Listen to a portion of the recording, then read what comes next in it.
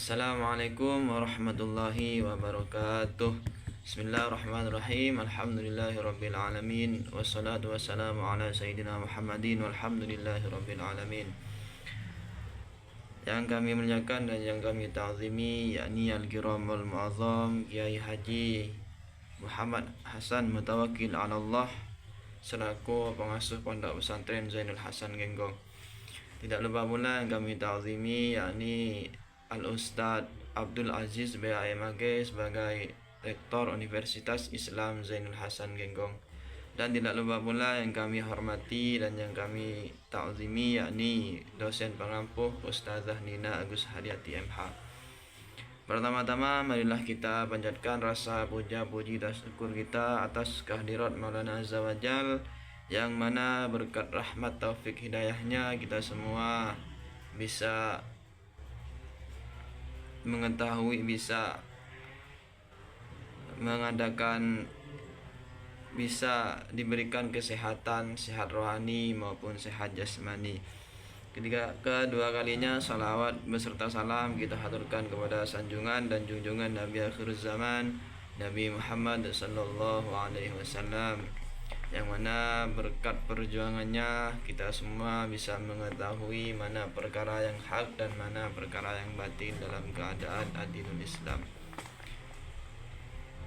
Ketiga kalinya kami di sini akan mengerjakan tugas yang mana berdasarkan materi yang akan kami bahas, yakni tentang perjanjian perkawinan, harta perkawinan, dan juga perkawinan campuran. Baik, masuki ya pengertian yang pertama, yakni perjanjian perkawinan. Perjanjian perkawinan, tentunya kita sudah pernah mendengar tentang perjanjian perkawinan. Apa sih yang dinamakan dengan perjanjian perkawinan? Apakah janji untuk menikah ataukah janji untuk yang lain? Jadi kalau dalam tataran hukum perdata Indonesia disebut perjanjian pernikahan adalah perjanjian yang dilakukan oleh kedua belah pihak, yang mana perjanjian di sini adalah janji yang dilakukan oleh kedua belah pihak, yang mana pihak pertama adalah seorang laki-laki dan pihak kedua adalah seorang perempuan. Nah, kedua mempelai jadi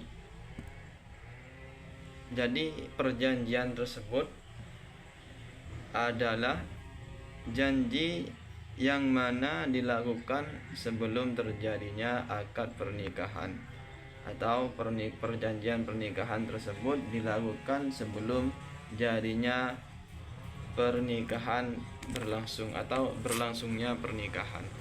Jadi pernikahan di sini adalah suatu benda atau suatu perjanjian yang dilakukan oleh kedua mempelai antara laki-laki dan perempuan. Ini adalah konteks atau termutu janji pernikahan terjadi sebelum pernikahan dilakukan. Jadi perjanjian pernikahan di sini harus terjadi sebelum pernikahan berlangsung. Jadi perjanjian pernikahan di sini bukanlah janji untuk menikah. Jadi dalam hukum perdata, perjanjian pernikahan adalah janji yang dilakukan oleh kedua mempelai untuk melangsungkan pernikahan, di mana perjanjian tersebut terkait dengan sepakat harta, dan perjanjian ini mayoritas atau dibuat atau diatur pertama kali adalah diatur untuk harta dan dalam pernikahan. Jadi perjanjian pernikahan di sini adalah suatu perjanjian yang dilakukan sebelum terjadinya akad nikah. Janji pernikahan di sini dilakukan oleh kedua mempelai. Kedua mempelai antaranya yaitu mempelai laki-laki maupun mempelai perempuan. Dan perjanjian di sini harus terjadi sebelum akad nikah dilangsungkan. Kenapa harus diadakan perjanjian pernikahan? Karena perjanjian pernikahan di sini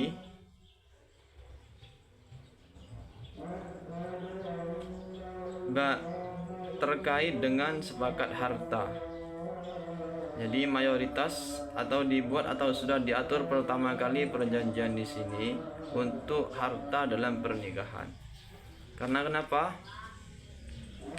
Karena dengan adanya janji, takutnya nanti ketika kita sudah menikah, hal-hal yang kita tidak diinginkan oleh kita terjadi. Semisal ketika kita sudah menikah, kita sudah menjalani beberapa rintangan dalam pernikahan, dan kedua mempelai tersebut tidak kuat dengan tantangan dan rintangan yang terjadi dalam pernikahan, dan dia ingin cerai.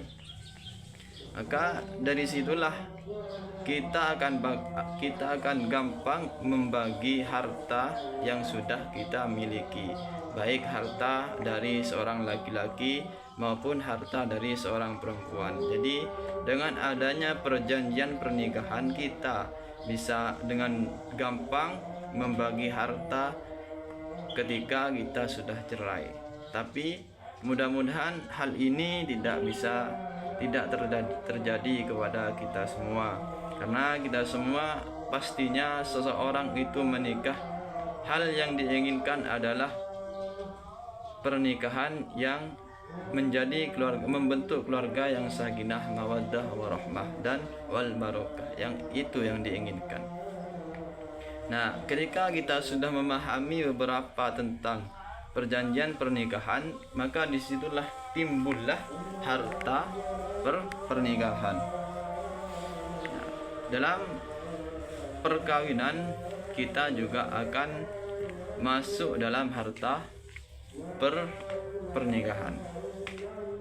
Jadi harta pernikahan di sini berkesinambungan dengan yang namanya janji pernikahan, yang mana harus kita ketahui harta dalam perkawinan di situ ada dua macam, yaitu harta bawaan dan harta bersama. Apa sih yang dinamakan dengan harta bawaan tersebut? Harta bawaan adalah harta yang mana diperoleh sebelum terjadinya akad nikah. Semisal kita sebelum menikah sudah punya pekerjaan, sudah punya usaha tersendiri. Sebelum menikah kita sudah punya usaha dan kita sudah memiliki harta yang sekiranya cukup untuk hidup kita. Nah, itu dinamakan harta bawaan. Seorang laki-laki ataupun perempuan bekerja dan mempunyai harta, punya uang banyak sebelum terjadinya akad nikah. Nah, terus dibawa untuk nikah setelah akad dan hartanya punya dia sendiri, maka itu termasuk harta, disebut dengan harta bawaan. Nah, itu yang disebut dengan harta bawaan. Dan yang kedua ada juga yang disebut dengan harta bersama. Apa yang dinamakan harta bersama?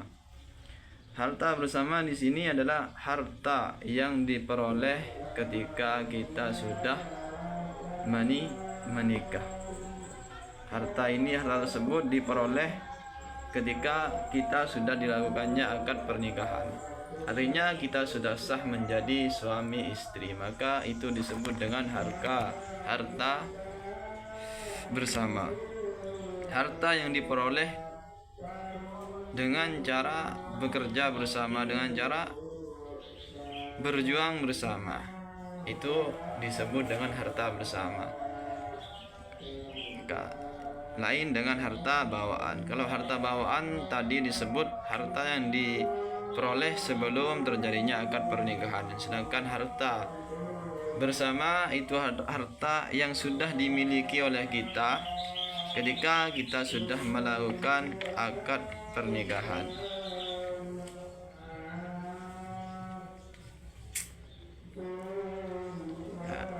Dan selanjutnya kami akan menerangkan pernikahan campuran. Selanjutnya yakni perkawinan campuran. Kawin campuran dalam konteks hukum di Indonesia secara umum merujuk pada perkawinan antara dua orang yang tunduk pada hukum yang berbeda. Jadi perkawinan campuran di sini adalah kawin yang mana di dalamnya terkait secara umum terkait kepada perkawinan atau dua orang yang tunduk pada hukum yang berbeda. Karena perbedaan kewarganegaraan di mana salah satu pihak adalah warga negara Indonesia dan yang satunya warga negara asing. Jadi pernikahan campuran di sini adalah pernikahan yang mana salah satu dari pihak tersebut mempunyai kedua belah pihak tersebut mempunyai kedua orang tersebut tunduk pada hukum yang berbeda. Karena berbeda dalam hal kewarganegaraan atau mempunyai kelainan tersebut tersendiri.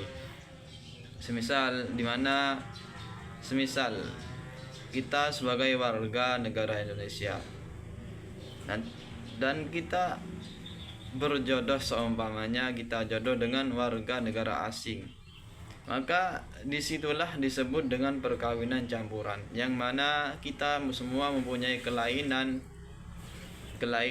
hukum, kelainan adat dan sebagainya, maka disitulah disebut dengan perkawinan campuran.